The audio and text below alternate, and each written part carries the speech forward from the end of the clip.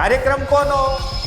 નરેન્દ્ર મોદી જન્મ્યા એટલે ખૂબ ખૂબ દુનિયાનો આભાર થયો, એમની માએ એમને જન્મ આલ્યો ને એમાં નાચ્યા કૂદ્યા પડે. એટલે કે હવેથી નરેન્દ્ર મોદીને આપણા 10મા કલ્કી અવતાર તરીકે ગણવાની એક શરૂઆત કરી છે. જો આપ એમ માનતા હોય કે ફક્ત ભ્રષ્ટાચાર કરવા, તો હા, એ વાત તો ચોક્કસ.